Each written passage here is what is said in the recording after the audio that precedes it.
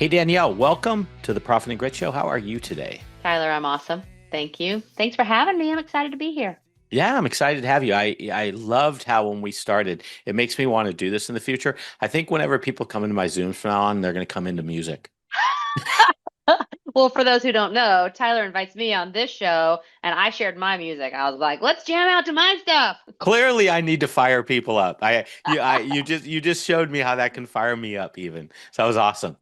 So I want to learn about you. Let's start first. Tell me a little bit about what you do professionally. Just touch on it just so we can understand what you're about. And then I want to learn something about you personally. Maybe even the tidbit people don't commonly know about you.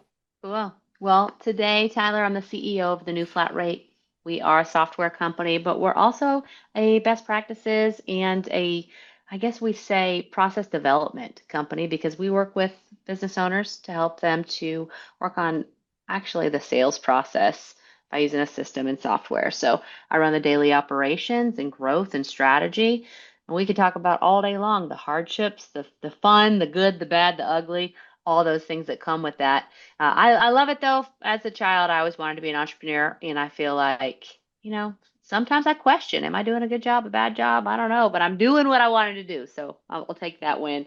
And then personally, I mean, I have some awesome kids, but everybody knows that because I flash them all over the place. So I don't I don't I'm an adrenaline junkie, and in this season of life I don't really get to do that very much. So this weekend for date night, my husband's like, "Hey, did you want to go to McKay's bookstore?" And I was like, "Hey, did you want to go jet skiing?" And so I think that what people don't really know is that I am a wife and a mother, and that comes first, right? And I'm a business owner, and I love what I do. But I think ahead and I'm like, okay, on the calendar, I've got a trade show expo coming up in 6 months. Nobody else is going with me. I can sneak away and get on that jet ski or sneak away and go do something crazy. Well, I felt like there was a hook there. Did you do the bookstore? Or did you do the jet ski? He wins. He always wins. It's the bookstores. Oh, He's like, wow. we're so separated here. Do we have to be wild and crazy all the time? I'm like, but I've been like taking care of kids and the dogs and the turtles and like, can't we go do something fun? But that's not realistic, Tyler. We can't go do all that stuff every day, but what we can do, what I can do is right now I'm into running. And so we're going to run our first marathon in December. My husband and I are both running it. That's And awesome. so yeah, well, thank you. It is because it was one of those things that I always said, please don't ever want to run a marathon. Please don't ever want to run a marathon. Like I never wanted to. And now all of a sudden, I'm loving the thrill of every day, the training. And what's your training plan? What are you doing today? What about this? What about that? What are you eating? What are you drinking? It's fun. You've already done like a 20, because I know I've read this off your LinkedIn. Haven't you already gone 20 miles in your preparation? In a week, not at one time. Oh, what's the I farthest run you've like, gone so far? yeah, years ago, pre-kids, when I was trying my first time, again, like this is like 15 years ago, I was up to like 15 miles. And then I got a foot injury and whatever. Here we are 15 years later. Right now, Hmm. my farthest is 8 miles. That's So pretty I'm getting good. up. That's pretty good. Well, I'm getting there, right? Yeah. But it's Yeah. it's a thing. Like you got to plan in advance. And so then 2 weeks ago, I was browsing Netflix as I was running early in the morning looking for a movie to listen to, and I fell and I hurt my kneecap. So Oh, I struggled for 2 weeks, and finally on Friday I went and got it x-rayed, and she's like, "You just need to stay off of it for 2 more weeks. The inflammation will go." Anyway, that's yeah. So way too long of an intro. that's okay. That's a good one. I'll, I did a half marathon last year, and it took me 3 years to do it because the first two times I did it, I kept pulling a calf muscle, oh, and I just, I'd get halfway into it, and then my calf muscle would hurt, and I said, "I'll forget it," and I'd quit.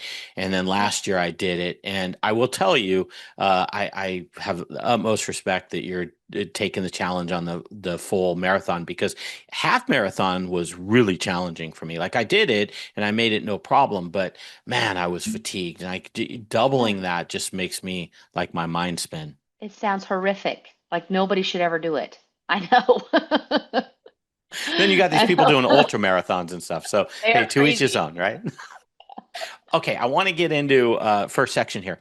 I want to go back to when, I want to learn about you. And so when you started at a very young age, I think around 7 years old, you were actually passing out flyers in Georgia, in the Georgia heat. And I think that kind of starts sometimes your entrepreneurial type roots. Mhm. And I believe you also had a trades family. So I want to learn a little bit. Maybe we can spend a couple minutes here. Talk about that and just kind of your family growing up and how you envisioned someday being an entrepreneur. Was that something you always thought about, or it just kind of formed in the last, when you started new flat rate pricing? Tyler, I think about it all the time. They say the formative years are 0 to 8 or 0 to 12. Yeah. And birth order plays a role in there too. There was 9 kids in our family. I was second born. So I feel like, I was taking care of younger kids a lot, but I was second born, but firstborn girl. So then you got all these things going on. At 7, my dad had been working at an industrial electrical company, and my mom kept encouraging him, saying, "Hey, Rodney, if you start your own business, the kids and I will help you." And so that summer, that I talk about, the AC was out in the station wagon, and so it was very hot, and we're all sitting in the back of the station wagon, driving door to door and passing out flyers. And I remember kind of the fear of rejection. Walking in, passing out a flyer. What if they say no? But I'm 7. What are they going to say, right? And so I think, yeah, a lot of the, hey, if you want something in life, you have to do something about it. Probably did come out of those years because my dad wanted a business and we experienced being a part of that, the doing something with him.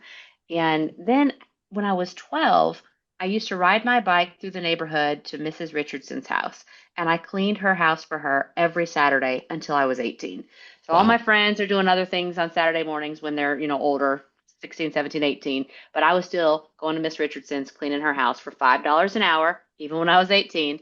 And I was over there for 4 hours. So I got $20 a week at Miss Richardson's house. And every Friday I would call her, be like, "Hey, Miss Richardson, do you want me tomorrow?" And she said, "Danielle, just automatically come every week and call me Doc. My name's not Miss Richardson, it's Doc." And I was like, "No, no, no." So every Friday, "Hey, Miss Richardson, do you want me tomorrow?" So I confirmed the job every single week from 12 years old to 18 years old. And then I went and I did that and but that because Tyler, I wanted that guaranteed income and I wanted to grow my savings. I wanted things I wanted, right? And so I don't know that I can pinpoint because even looking at my own kids, I'm like, all right, you have to work to get what you want. And then we have to work to eat. Like you try to instill things in them, but some of them automatically are like, somebody's going to buy my meal. I don't have to work, But then the other ones work harder. Like I do think some of it's in our DNA and natural. I want to say that There is some. some of it's the upbringing, but some of it is who you are. And from an early age, I wanted to build things. I wanted to be an entrepreneur. So did your dad have a trades business? Is that and did you get involved in that in any way other than like Hmm. flyers and stuff, or were you actually going out on job sites with him? Like how Hmm. involved? Sounds like you've always kind of had a pretty tight family uh nucleus among you where you guys all kind of think of each other in terms of your businesses and stuff. Yeah. So in when I was in high school, I was homeschooled because I tried to go to public school and I was like, man, we're sitting here all day long in class. And so if I was homeschooled, then I could be sitting in the office all day long. And I did school at night because at this time he started the electrical service business, but then he had bought an HVAC and a plumbing business. Wow. And so we were in all three when I was in high school. So I worked in the office and then of course ran parts and was constantly going between jobs and doing parts and working in the warehouse with the inventory. What I loved about it, and I bragged about this, Tyler, is that I was able to see so many aspects of business that my Yeah. peers didn't get to see, right? And so, yeah, you've got your payables and your receivables and you've got your inventory and just the hiring, the firing, the scheduling, the customer service, the hey, the phone's not ringing today. What are we going to do about it? We have to do something. So your grit, I love profit and grit. Grit comes in of, yeah, nothing's happening in business today. We have to make it happen. And at some point down the line, it'll be rolling on its own. You don't have to do so much grit to get to that profit. So I was involved in the business, and we are. I like that you actually pick up on that. My siblings and I are all very connected in each other's businesses, and we've got some of us have some properties together, and then some of us are just constantly cheering each other on and referring, and It's fun. That's cool. That no, it's nice. I have a similar situation. I have two older sisters, and we all were raised in the same general area. I mean, we Yeah. grew up, bought houses, all stayed in the same area, so we overlap a lot in things when Yeah. we're doing stuff. So it's cool when we're Mhm. blessed. Fortunately, we're blessed. Not Yeah. everybody has that blessing to hmm have my family all being close. hmm Yeah, Yeah. it is. And there's some that don't work with us, right? Everybody's like, "Oh, you guys have a family business?" We're like, "Yeah, but like everybody doesn't automatically get to work in it." So now I want to kind of move into from going from that childhood to moving up to new flat rate. What was your thought process on starting like a flat rate business? And did you learn that from your dad's business? Like where you said, hey, was he doing that? Or did you say he should have been maybe in your mind you were thinking? Or where does this idea come from? I wanted to be in fashion and design. I had so many sketchbooks filled with designs, and then I would go and I would buy blue jeans from all the thrift stores and I would create these cool patches on them and I was like, I'm gonna be a millionaire by selling these awesome blue jeans. So I was totally not thinking flat rate, Sure. right? But still thinking business, so I would try all kinds of things. I wanted to sell to Frito-Lay. Oh, good golly, I don't think I've ever told this story publicly like this. But my roommates and I, when I lived in California, I was constantly going to the Hispanic market, well, to the Mexican markets and to the stores and getting all these ingredients. And I was trying to make this certain kind of dip. Anyway, so it wasn't flat rate. Let me get back on point. When I was I feel like there's a good story there, though, but okay. every weekend we were trying. I was trying to make this tortilla soup dip, and Yep. I had I was gonna have the factory and everything. It was gonna be the best stuff in the world. So every weekend I was like trying all these batches, and my girlfriends were like, "Nope, not quite there yet. You're getting closer." Constantly. So I didn't make it big into the chips and dip market. So next thing. Next thing, right? But then I was working at a software company. It was a startup. And Tyler, I just also still got to be involved in all the areas of the business, which I loved. But my dad, as a contractor, had been having great seasons in business and terrible seasons in business. And it was very much fluctuating all the time. And so we'd talk about business, and he had the idea. Because all of a sudden, after years and years of struggle trying to figure out how to make his business work better, they stumbled upon some peace and some profit, and that was with the power of the menu by pricing right. And so, as he was telling me these stories, he's like, I want to tell more people. I want to help more other business owners, more contractors to be able to do this too. I said, well, you should. You should do something about that. He's like, yeah, we could start this company called Just One Look, or we could walk in their business on a Tuesday and put money in their bank by Friday. So I've got it behind this. I've got a coffee cup up there that says, Just One Look. Yeah, I was like, yeah, you should do that. He's like, well, I can't do it without you. And Tyler, I've been fortunate because, there's some that are visionary and some that are operational, and then there's some that can do both, right? Mhm. And so he was very much the visionary and I was the operator. And so because I had left and I was out on my own, had my own career going on, that when I moved back and I said, you know what, let's start this company together, there was a different level of respect. It wasn't, just father and daughter of, Sure. oh yeah, right. It was very different. We came in as partners right away. And then my brother and sister, Melody and Matt, they joined us too, and they came in. So together we were partners of, wait a minute, we've got something here that will actually help people. And to this day, that's one of our foundational core values is to help because that's what we want to do. We're like, we found a way to be able to have a profitable company in the service business, and we want to share that with other people. And so once we just stumbled upon that, that was through the power of pricing. So then we kept building. It wasn't, I wish it was a childhood dream. So was the vision, is the vision that the flat rate pricing for all trades industries? Is it mostly just HVAC? Like what's your vision in terms of how that can apply? We did HVAC. Okay. We did HVAC. We had a price book for HVAC, and then they were knocking on the door saying, "Hey, we have to have plumbing. This is working. Our service tickets are growing. Our technicians are thrilled. We've got consistency. Like all of a sudden, we've got money in the bank. This is working. We have to have plumbing." And Rodney, our dad's like, "I don't know how to write a plumbing book for that. That's tough." And so my brother Matt and I were like, "We're going to figure out how to write this plumbing book." And so a couple months later, we come and we drop a big old boom. Here you go. There's the plumbing book. And we figured it out, but by working with contractors, right? So we're working with master plumbers, and we write this plumbing book, and then of course it moved over into electrical, and then we had an electrical book. And so for the past 14 years, Tyler, we've been HVAC, electrical, and plumbing, flat rate price books with the menu. And now, tomorrow, I know that this show is going to air after that, but Sure. tomorrow, we're launching a beta platform of a completely new software system that's going to allow us to go into all verticals. And so Wow. I'm really excited. So whether it's, garage doors and roofing and windows and pest control and landscaping, hardscaping, I'm really excited, and that's launching in beta tomorrow. So when we talk flat rate pricing, a lot of times the pushback will be, oh, you can't do that. There's too many variables. It won't work, especially in the trades. And let's just use HVAC in particular. That's the pushback you'll get like 9 out of 10 times. What's your thought when you hear that? Like, is it just, or how do you simplify it so it is possible? And Tyler, they're not wrong. What was so hard for us, even in the beginning, is how many parts and how many Right, manufacturers. So how are right. you gonna? So all the flat rate price books were huge because you've got all these manufacturers, all these different kinds of parts, and then all these. I mean, it was unbelievable. And so we bundled, and we did a menu. We said, all right, and we took the name brands out of it and the part names out of it. We said, all right, if we're at the kitchen sink, what is the best service we can do at the kitchen sink? The very best, and that's the top.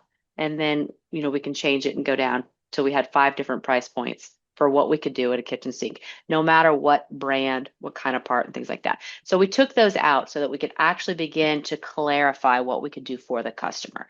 And it took 14 years. So it was our head of product says the other day, Danielle, do you know we have 73,000 menus? No, I didn't know that. 73,000. Wow. Oh, you don't say. But it did. So that was definitely, that's a true objection. That was difficult, but we just over time we built them, we wrote them, we thought through, and now we've got the power of AI all over the place, Tyler. But it'll walk you right off a cliff if you don't watch out for it. And so we really Yeah. had to use a lot of human thinking along with this too. Um, So this five option psychology, what is the psychology behind it? Like, so there's, I'm assuming the very highest price point, and then there's a very low price point. Is that something about us as consumers that we like to see, or take me through what the thinking is on that? yeah, absolutely. You're probably very familiar, along with everybody else listening, with good, better, best. Hmm. Right?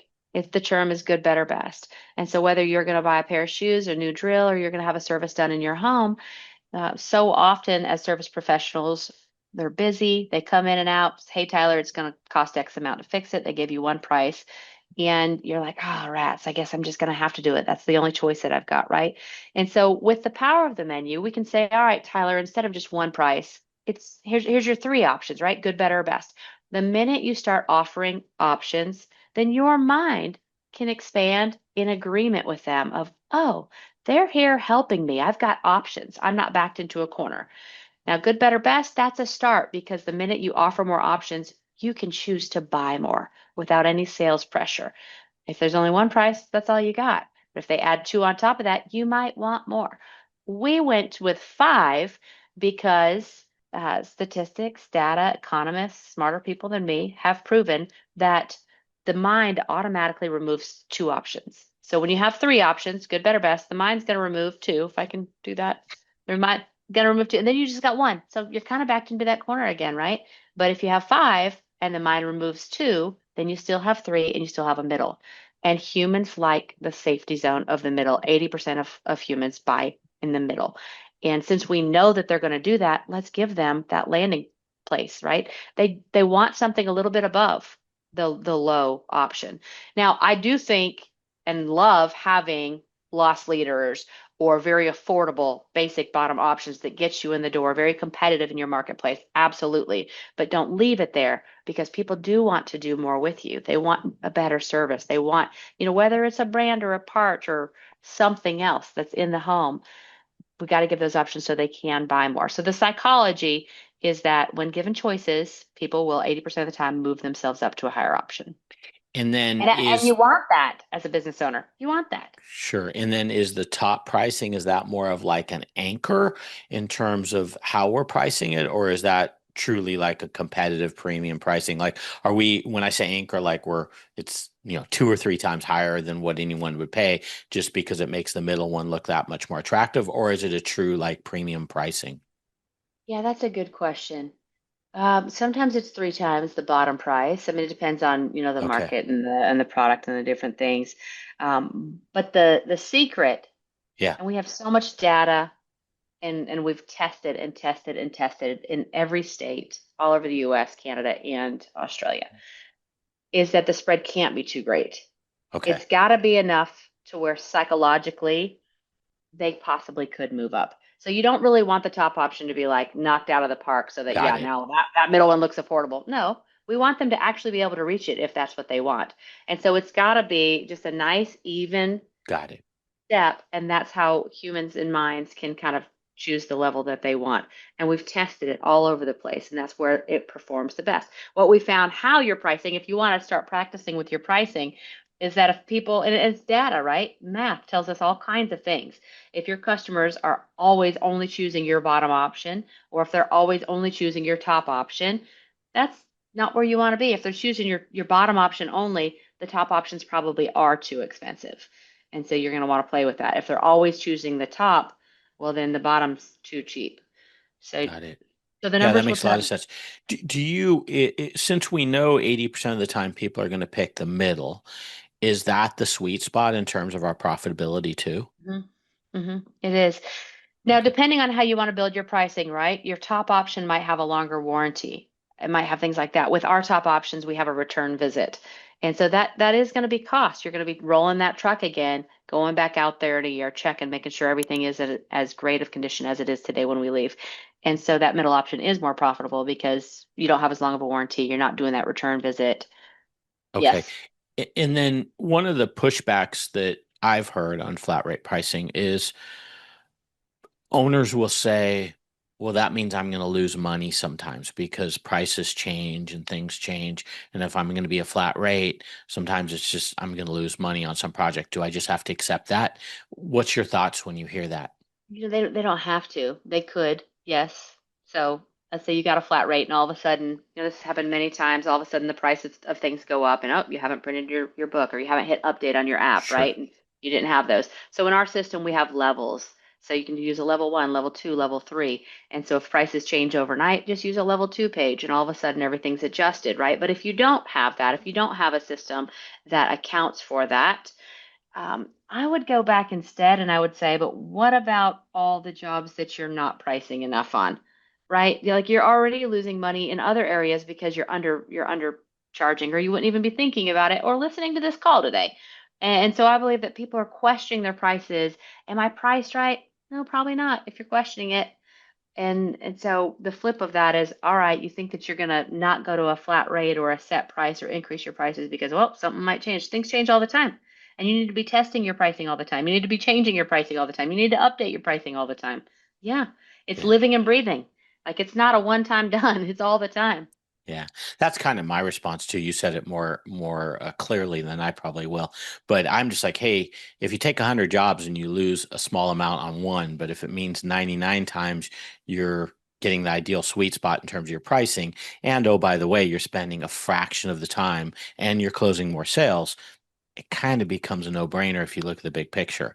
But I am telling you, I just have talked with people and it's their hang up. They're like, oh, that means my little PVC pipe went up by 10 cents and I'm not going to have that factored in. And it's like, yeah, unfortunately, there's going to be a couple jobs that you might be off a little bit on your PVC pricing. Might be. Yes. Where we see people are missing out more though is their billable hour isn't correct.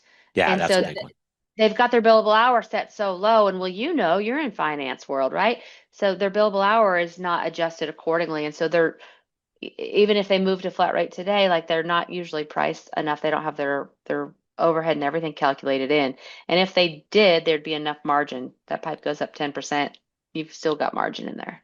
It's a huge one. One of the first things I'll do with a client is a break-even analysis and then, hey, where do you want Mm-hmm. to be at in terms of profit margin? And I'm telling you, their hourly billing rate is usually off by $200 or $300 an hour from what they think Yes. it is. And it Yes. just blows my mind. I had a guy just a couple weeks ago said it was $200 an hour. His son had calculated it. We went through the actual numbers and it was Yeah. something like 550 an hour. Yes. That's exactly what we see too. I know, right? And so then it's scary for people. Like, well, if I actually use the accurate pricing, that's scary. It feels like too much. What if I'm going to get pushback from my customers? Yeah. So Well, so in these five options, it sounds like you guys get pretty creative because you said like a trip coming back. Do you get pretty creative in terms of what these different packages, I'll call them, hmm include? Like, what are some variations that you commonly would see? hmm Yeah, like I mentioned, so somebody told me the other day, they're like, you should not use hamburgers, you should use hotels. Well, I haven't printed out a sheet with hotels on it. I have hamburgers. So maybe We're someday I'll looking have at a picture hotels. for the folks listening. You've got a Yeah. picture of hamburgers, and you're making me hungry, by the way. Yeah. Yeah. So yeah, I'm glad that you said that for those that are just listening. But the top value here, let's say it's a Big Mac or whatever your favorite hamburger is. Our place here in town is called Willie's. And on Willie's, you're going to eat on that hamburger for a week. But you have all of the things that you could put on a hamburger. You're going to have all your condiments. You're going to have, double patties. You're going to have your cheese. You're going to have everything. Down at the bottom, it's just a basic hamburger. And so we are creative when we look at what can we do in the home, whether it's an air conditioner or, a ceiling fan. It's okay, I can replace the ceiling fan. We can go with a different product, a different brand manufacturer, more premium. But then also, do you want a remote? And then let's all the wiring. Do we need to upgrade all the wiring that's connected with the ceiling fan? And so we're still thinking about one area. I'm looking up because there's a ceiling fan above me right now.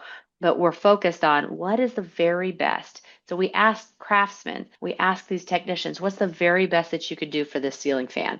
And they actually have great ideas. They're like, oh, well, I can do this, this, and this, and then I can actually repaint the ceiling around it and this and this and this too, and I'll sweep and mop the floor underneath. That's added value, and you should be paid for that. Get paid for what you're worth, right? The customer doesn't want to come home and have the dust all over the floor. And I mean, I can't stand it when we get electrical work done in the house and there's fingerprints all over the ceiling. Like, when am I going to get that down, right? But when they leave a beautiful workspace afterwards, and the customer can be like, oh my gosh, look what happened today, you can charge for that. And even those things are built into that top option, is all the added wow factor, all the way down to just, oh, you just want me to swap that out and leave? You got it.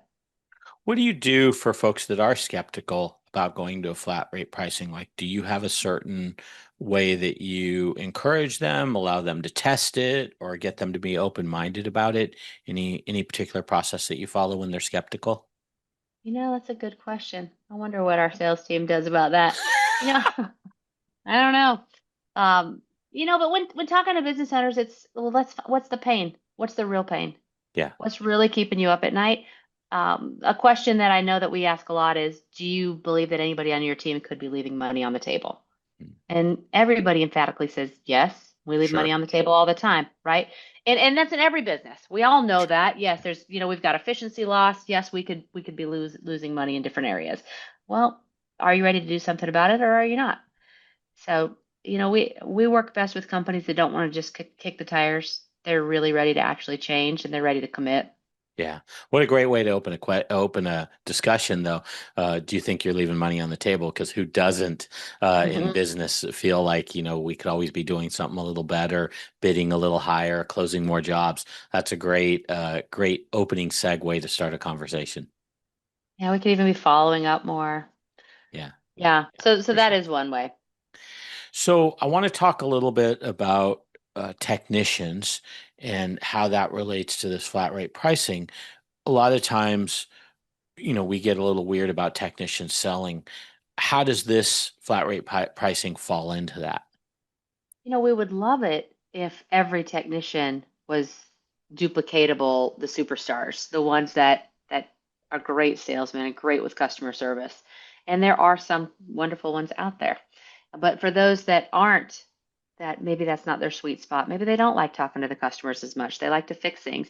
And right now we've got a whole lot more of diversity of language, right? So some of them can't talk to the customers so much. And so we've got to help with the system that does a piece of that, the process. And so for us, that's the piece that we play in this is, or the part that we play in this, I should say, is the pricing. So I don't want to go too long on my answer. Could you rephrase the question again? Yeah, no I problem. don't want to go too You long. answered it actually perfectly. There's a subset to that question though. After like you've implemented a flat rate pricing scenario, what have you heard technicians say? Have they said, "Hey, this is like life changing. It makes my process so much easier." Like what's some feedback you've received? When they start to get performance pay and these bonuses that they've never seen before or never thought possible, the text messages that we get back of "you changed my life." And so it's called our member experience team. They're downstairs here in the office. It's their tight-knit team. They're just like, guess what? And they're constantly showing their text messages to each other of, look what so and so, just said. Like, that's a big deal, Tyler, that these technicians are able to make more money than they thought possible just because they show a pricing system. A homeowner bought more and they didn't have to sell. They didn't have to have the stress or think. They just had to follow a process that was provided by their company. The company says, hey, here's the process, just follow it. So they walk in, they greet the customer, they find the problem, they do the diagnosis, and they show some options. The customer chooses a higher level, and then they get bonus based on the level that the customer chooses when they choose those higher options. And the technician gets to do what they want to do, a great quality repair job, and then they're getting bonus for it. So it's such a win-win, awesome scenario. They love it. Now, on the flip side of that, do we have technicians that are like, hey, I don't want to try anything new? All the time. all the time. Yeah. All the time. And so we just ask for a champion in the truck who's going to try it first in the company. So is the pay for performance, is that part of your methodology? Is that something you help when someone comes in and does flat rate pricing, they work with you?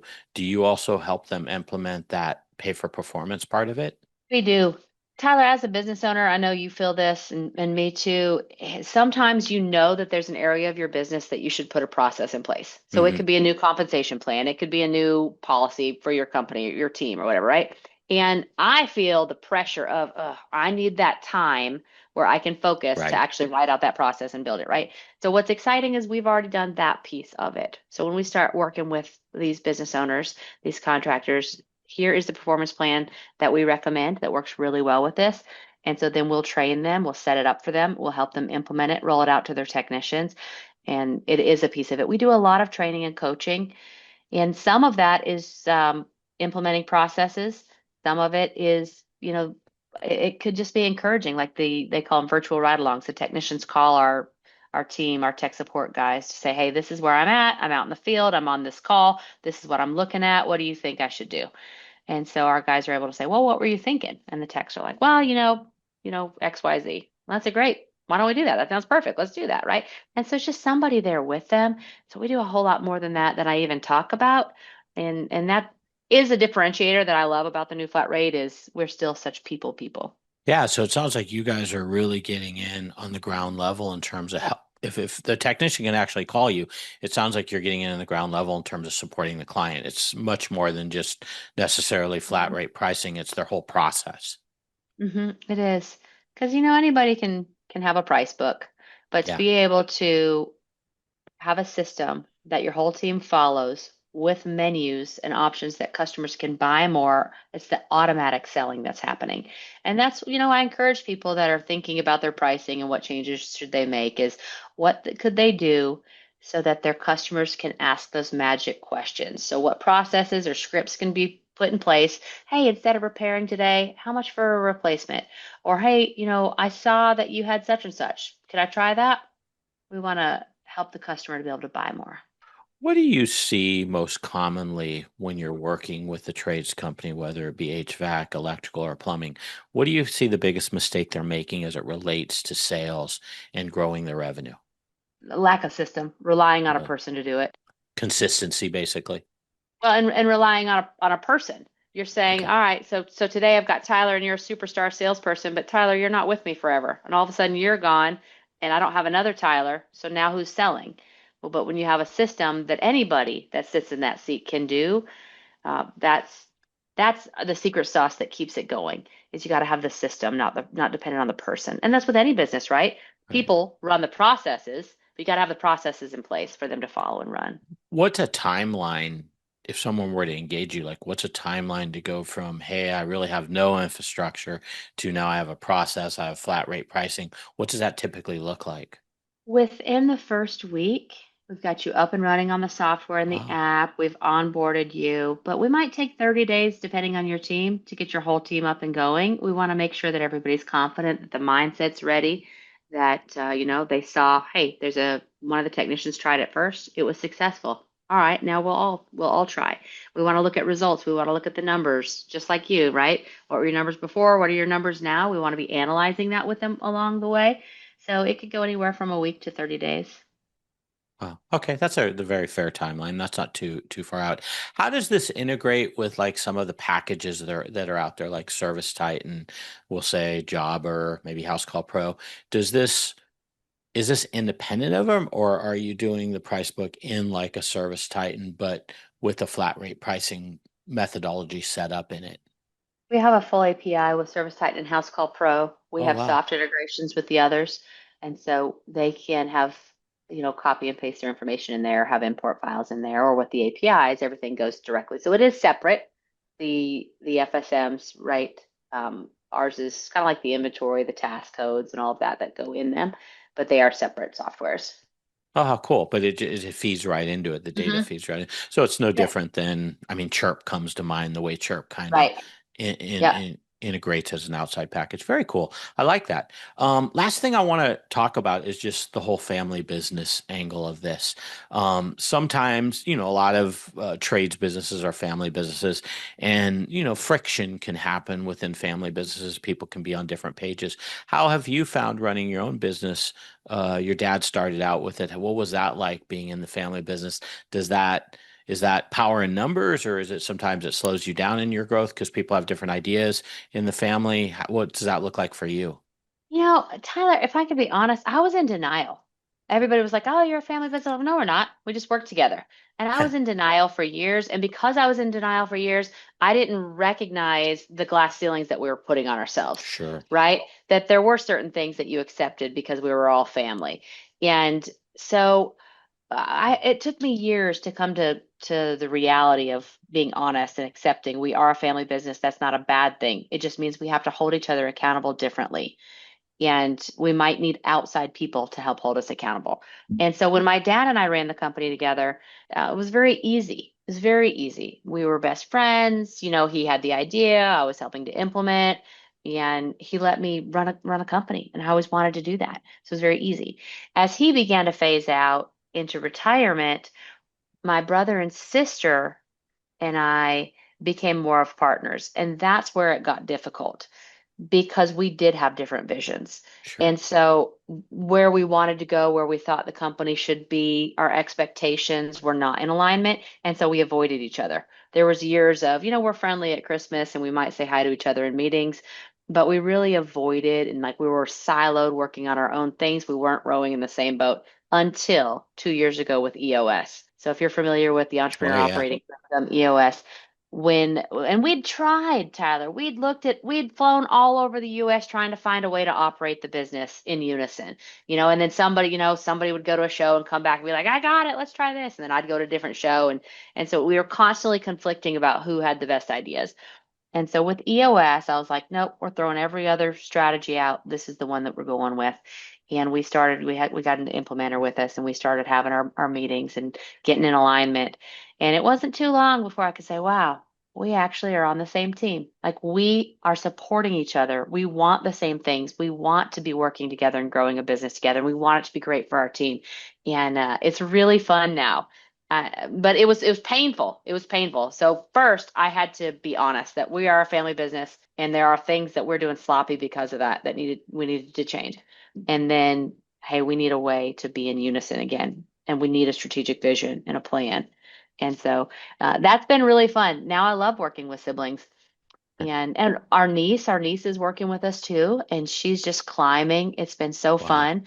I have another niece who has been here in the summers, and then sometimes nephews will be working on side projects and stuff. So I look forward to the days. One of my daughters a couple of my daughters have come to trade shows and worked the booths with us and stuff.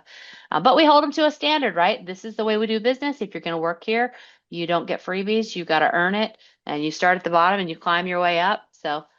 We Yeah. could have learned a lot faster. I wish somebody would have slapped us around sooner and been like, you guys need to learn. What do you think in EOS made it have you guys all come together? Was it the fact that everybody was the right person in the right seat? Was it accountability? A little bit of everything? Was it looking at metrics every week, scorecards? What kind of brought you together? And was it the implementer was just so awesome in terms of bringing you together? Was there any one thing that stood out? In the EOS world, there's a term called the elephant in the room. It probably maybe it was the implementer that helped us start talking about all the elephants in the room. There were so many things we didn't talk about. and it forced those discussions. And yeah, yeah. And once they're done, once you have those uncomfortable conversations, they're done. And Yeah. then everybody can just move forward and grow, and you realize how stupid to have been stumped on uncomfortable conversations that really weren't that big of a deal, or you're Yeah. assuming, right? And so I do think in family businesses we assume too much, we don't communicate. It's hard. I mean, family businesses, I mean, I know there's a lot of listeners out in the audience that are feeling this. It's hard sometimes. You've got your mom or your dad or whoever, and it's just, sometimes that friction instantly pops up if you say the wrong thing because it is family. Yeah. Um, it's just, I just literally had a call earlier today, and someone hired their niece into the business. They're way overpaying their niece, like 30% more than anyone else in the company other than ownership, Mhm. and isn't really carrying their weight, this person. And it's a very delicate topic because it's Yes. family. Yes, it is hard. And so once you start, you said, the right people on in the bus, the right seats in the bus. Once you start really working with that organizational chart, the accountability chart all the time, saying, all right, we've got this person. Something that I like to encourage people to do is even looking at that family member and, okay, they have to be valuable. So if this isn't the right seat, what can they do? And where are the metrics showing what we're going to hold them accountable for? Yeah. Sometimes it's ownership's fault. We didn't clearly define this is what they're going to be held accountable for, and here's who gets to see it, right?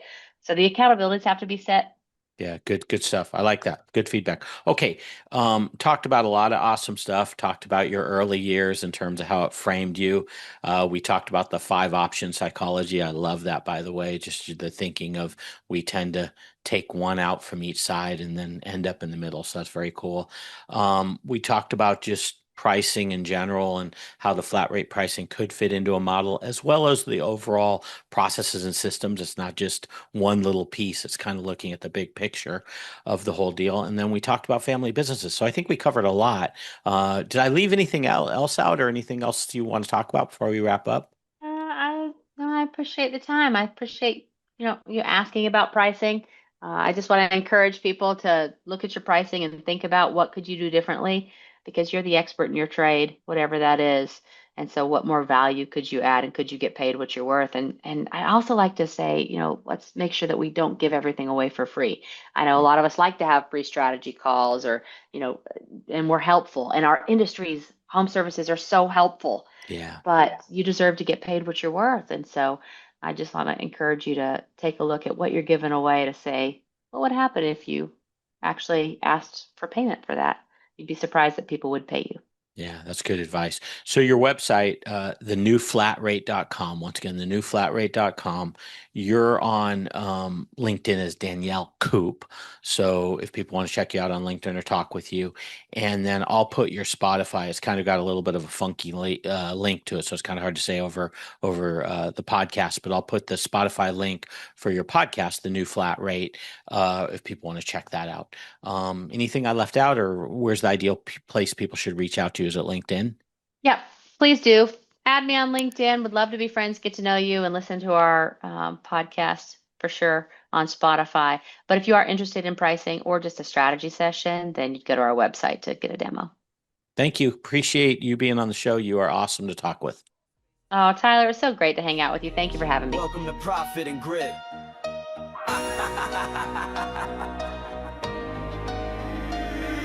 It's profit and grit, not luck and a wish. From the wrench to the spreadsheet, we're stacking our chips. Slow season hits, man, we tighten the ship. It's the blue collar way we build, not dip.